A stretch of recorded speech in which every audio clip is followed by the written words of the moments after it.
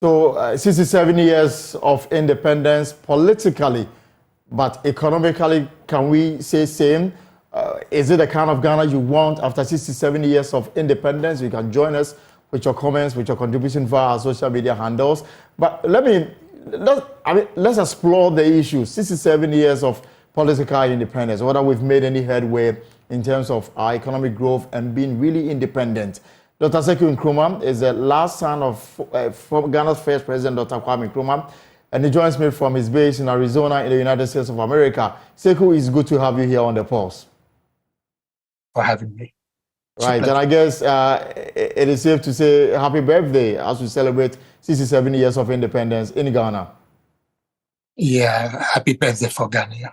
All right, so I mean, quick question: 67 years after independence, if your father were to be alive, will you be happy with the pace of our development? I don't think so. But I think let's start from the beginning. When he declared independence, I think he linked it to the total liberation of Africa. So he understood that there was this Pan-African dream of vision, which he got the inspiration from his days studying in the United States, the inspiration from that whole Pan-African idea. And when you look at the flag, I mean, the black star, that's the symbol of Pan-Africanism. So Nkrumah understood where he wanted to take us. And you see, when you're talking about economics, for Ghana, yes, he did try to develop the infrastructure, but he understood that we have to link it to the rest of Africa, even economically. And then, of course, he understood that we have to resist neocolonialism, which is, yes, we got our independence, but we are still economically independent to the countries that colonized us, and that was the West and the whole Western powers. So, as you say, yes, we are independent. We've had our ups and downs as a nation. But the overthrow of Nkrumah definitely set us back. And now the difficulty is that we have embraced the Western concept of democracy, which since 1992, I think we've had political stability, but we are struggling with the economic independence. I mean, I was in Ghana last year and you could see the price of goods was just expensive. And I was wondering how the average Ghanaian can survive. Yes, we have our elite, the rich Ghanaians, but in numbers, how many is that? Not even 1% or so. The rest are really not doing very well. And then the middle class is not really growing like in countries in the West and so on. The infrastructure is still very poor. The industries, I mean, I was listening to the speech of the president, President Nkrumah, and all those things he was talking about with the industries. And you wonder whether, I mean, can we really call ourselves an industrialized country? No, definitely not. How do we become industrialized? That's the problem, because the West wants to use us for just our raw materials and exploit that, and have done that for years. That was the whole idea of colonizing us. Breaking away from it, that's where the difficulty is, because we don't have the technology, we don't have the capital, and you see that the gold, the oil, and all those resources, mineral resources we have been exploited. On our own, I don't think we can make it. So it still goes back to that Pan-African agenda. But as I was saying earlier, because of the overthrow of Nkrumah, I think we lost even the young people of, I mean, I was a baby then, 2 years old. Right. But now as a 60-year-old, I mean, when you look at it, we never understood the impact of the overthrow of Nkrumah. I'm not going to look at the internal politics and problems that Nkrumah faced at the time. But I'm looking more at the bigger picture, and that is with the significance of Nkrumah, or Ghana being blessed with an exceptional person like Nkrumah to understand the times and what we needed to do as Africa. And actually, not only Ghana be blessed, but the whole of Africa, because of his vision. And that is why he was voted the African of the Millennium ahead of Mandela, because of that Pan-African vision.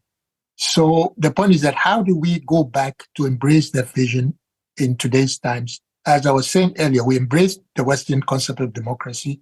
We have political stability, but doesn't seem to be solving our economic problems.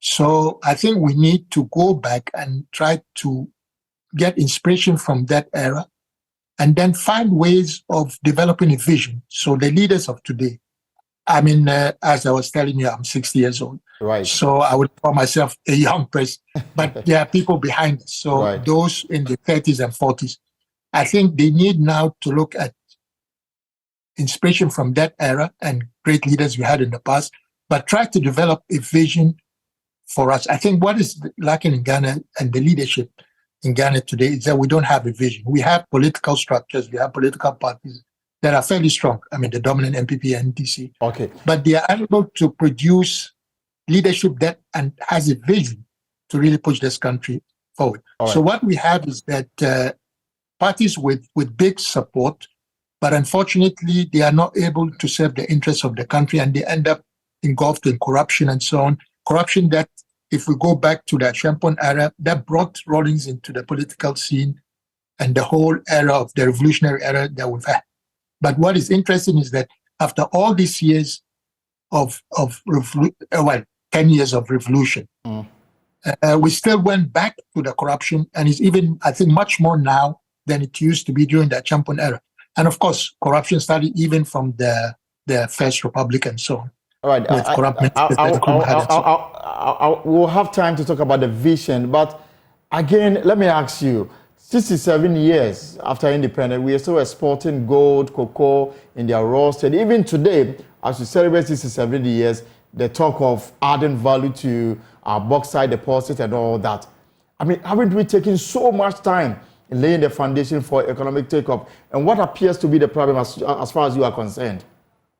Yeah, as I was saying, because it was interrupted. Nkrumah was trying to build the foundation and so on, building all these industries and the locations. There was a 7-year development plan and so on with maps and all that showed where the resources were. But that's a long time ago. We've moved on. But again, we don't really have the capacity to compete in the global world today. So where are we holding the wrong end of the stick in an era of globalization? And that's why I'm saying that if we go back to try to get inspiration from that era and understand how even we got independence, because people were struggling here. We had leaders, the UGCC and so on. But Nkrumah redefined the agenda. And I'm saying that the cornerstone was Pan-Africanism. So if we can go back to embrace that and get inspiration from it, then I think we can understand that on our own, we cannot do it. So we have to look at things from collectively. So Africa as a whole. If young people can understand that and start working towards it, and then put pressure on political leaders, because as I was telling you earlier, we have consolidated political parties now, MPP, NDC.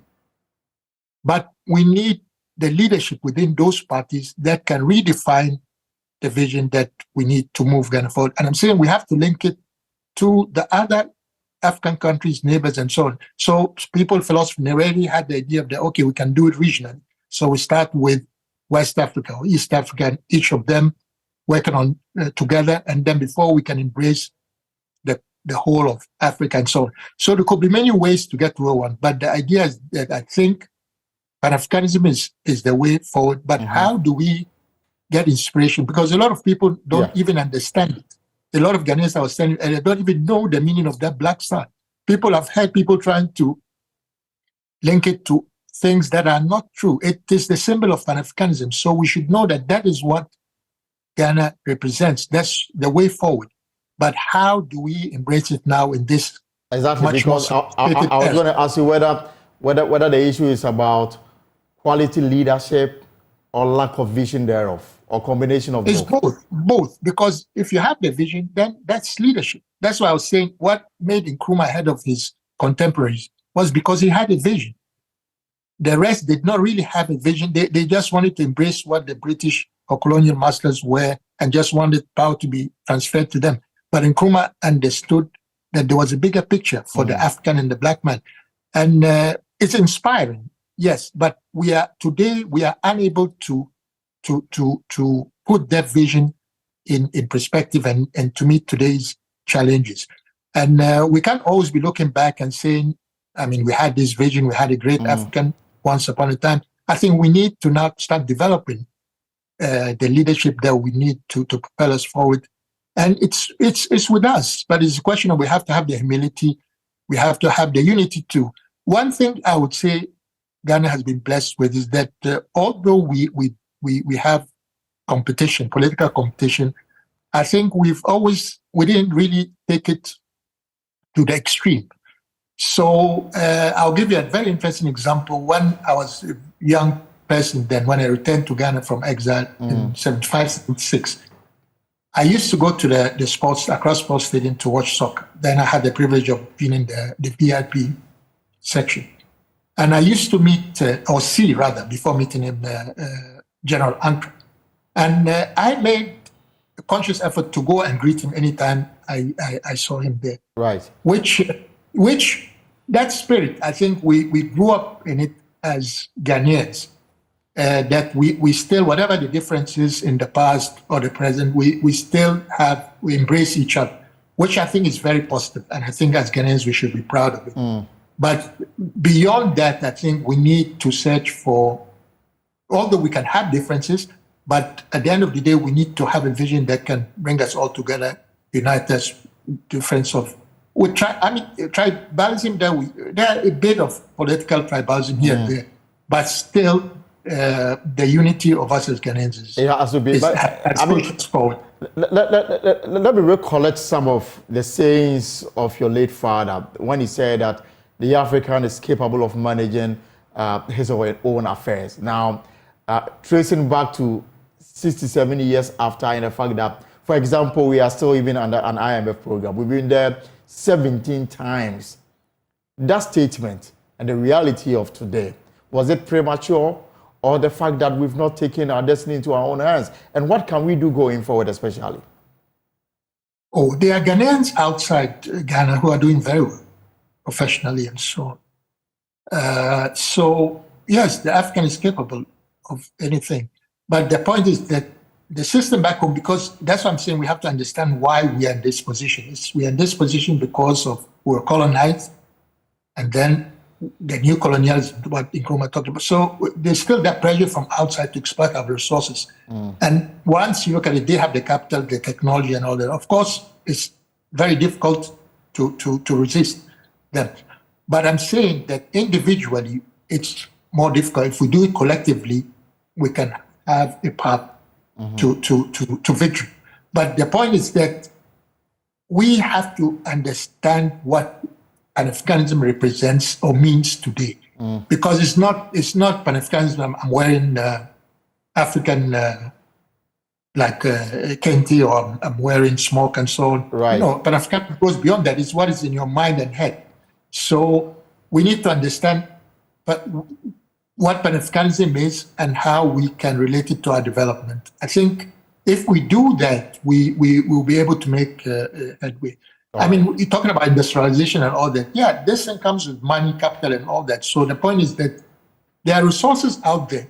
I remember there was an economist years back when I used to do some radio stations, I think from Brazil, who gave the example that there's wealth even within the so-called poor people or poor communities and so on. And a very good example is that when Ghanaians are trying to go outside, young people trying to have a better future outside, they find the money to buy the visa, get the air tickets and all that. Yeah. So it means that even in our so-called poor states, poverty, there is wealth in there, but it's how to use it. And if you have the ambition and the drive to go to a certain direction, I think you'll be able to mobilize that. Somehow it's difficult to see why the political parties have failed to guide us. But again, it's because of the lack of vision. And I think when you put the corruption on top of that, then you can see the state of our nation. All right, Sekou, now let's talk about the political leadership. And I'm asking this question because perhaps you can help us to understand the thinking of sometimes the kind of leaders we elect to lead us. Now, you played a bit of a role during the Mills administration, and at some point you left. Now, help us understand how they think and whether or not they are there to serve our interests or sometimes their personal interests. No, I think the biggest problem is that we make a lot of promises, the leaders make a lot of promises, but when they're in office, they seem to be overwhelmed with the problems. And like the Professor Mills example you gave, I was frustrated. I was put in somewhere, and I was frustrated with what was going on. But what I realized is that the problem was that we are doing business as usual. So the leadership did not really have a vision, did not have a blueprint that, okay, we need to do things differently to improve the situation. We can't continue doing the same thing. So I think they become overwhelmed. And lack of it is that the courage to say that, okay, no, we want to do things differently. But this is a more complicated era in democracy, because when you had like Rawlings in the 80s, when he came to power, then he could do whatever he wanted to do. But unfortunately, he also lacked people around him, like intellectuals, who would guide him in a certain direction. I think he lacked that. And he himself had the drive and the energy, which is good for leadership, but I think he lacked the intellectual capacity in a sense. But again, it's the background. We don't all come from, we don't all have the same experiences growing up and developing. So I think part of it is that the leadership of what is NPP and NDC, they fail to do things different. But doing things different does not mean to be extremely radical and then kind of doing things wrongly in the wrong way. That doesn't make sense. Because, I mean, I'm in the US today, I'm following the elections here. It is shocking for many of us that Trump is making a comeback. And now it's head-to-head with Biden. So it's shocking in many ways. And it shows not only in the so-called developing countries that we lack good leadership, even in the so-called superpowers, then sometimes the leadership is completely bankrupt and so on different levels. And yet you wonder how they have the support and people are pushing them forward. So it's, we need that exceptional leadership, but how do we, people like Nkrumah will come once in a while. They don't come every day. Right. But I believe there are exceptional Ghanaians in Ghana or outside. So how do we then look for those exceptional Ghanaians? How do we work with those exceptional Ghanaians, give them the opportunity to rise? And how would the system allow them to rise? Would the system allow them to rise?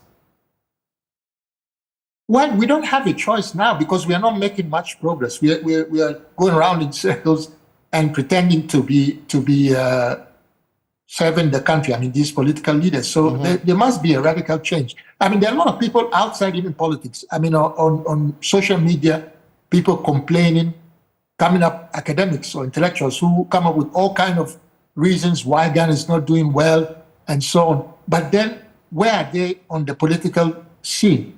So we need to give everybody that opportunity. And of course, people have it is necessary for people to also get involved. And so when I was living in Ghana then a few years back, I got involved at some point. That's how then I joined the NDC, because I saw it was more realistic working with NDC than with CPP. But yes, you get frustrated and all that, but that's part of life. I mean, you fall, you rise again, and so on, you continue the struggle. But I think wisdom is what is most important. So if I give again personal example, Nkrumah lived in the US for 10 years and got the inspiration. He was an exceptional person. Look at what he did when he came back to Ghana. I have been living in the US for 10 years. I don't have any inspiration from the world I live in. But this is the first world country or developed country and so on. There's everything here. I appreciate the infrastructure and all the good things happening there, here. But at the same time, why am I unable to put this experience and be able to translate it to affect Ghana back home and our people? So the point is that, yes, because I'm not an extraordinary person. So that's why I would say that within these political parties, we need to find the exceptional persons and have the ability to say that, oh, Sekou, I don't have the capacity to lead. Let's look for a person who can lead. And we all support that person. Right. You see, so sometimes we need that, but not look at it that, it's those who have the resources, those who have. I mean, that was the argument. Nkrumah came with nothing. He had nothing. People were, the rich guys backed him during the UGCC, and then later they were able to mobilize money because of his energy and political strategy and so on. All right. So its leadership is very crucial at this point. Yeah, so understanding our vision. Right. So just two last questions so that I can let you go. First, I mean, you are in the US, but clearly you follow events happening in Ghana. We are heading towards another elections in December to elect president, the members of parliament. I don't know your expectations of them and the kind of leadership we need. Now, last week, our parliament passed a law that criminalizes activities of the LGBTIQ community, and there has been a blowback on it. The president says that he will wait for the Supreme Court to take a decision on the matter before he will give his assent or otherwise to the bill. What is your reaction to that? And of course, as we head towards the election, what do you expect of the kind of leaders that we should vote for? Yeah, you'll be surprised that even in the US, there are a lot of conservatives who don't appreciate this whole homosexual propaganda around homosexuality and so on, or promoting homosexuality. But definitely for us in Africa, most African countries, we are not comfortable with it. So obviously, it should not be imposed on us. That is not to say that there are people there are no homosexuals in Africa or in our traditional setting or whatever. But the point is that, yes, we need to respect people's rights, human rights and all that. And people should have the choice to choose their own path or way of life. But at the same time, it cannot be imposed on us. And I think that's the idea. The West tries to impose some of these things on us, and it has no relevance. And we should, as a people, embrace those things if we want to. So let our people decide. So the leadership should have that sense of understanding that, it's our people, our culture, cultural values and so on that should determine whether you should embrace homosexuality or not. But that's not to say that there are not homosexuals among us, but that's their business. But now the other question is... on the elections coming up in December? Yes, very interesting. It's again NDC, MPP. Personally, I'm not putting anybody down. I'm making choices. But it looks like 2024 will favor the NDC because of the economic situation and hardship in the country. And again, the corruption, I think MPP was not able to shake off the corruption. So personally, I would be surprised if NDC does not win. But of course, it wouldn't be a wide because the two parties are strong on the ground. But my problem is with the leadership because you see, again, we go back to Mahama with the NDC. I have personally nothing against Mahama. I think he's a nice guy or gentleman. But the problem is that under his leadership, did we do things that were different that would move us forward? Did he have the strength, the strong-mindedness to really say that, no, let's do things different? Did he show that he has a vision for Ghana? These are the question marks that I'm not comfortable with. So it tells me that, yes, we have a change, but then we get back to the same situation whereby we have had a change and then we are unable to move forward. So something drastic needs to happen within our political parties.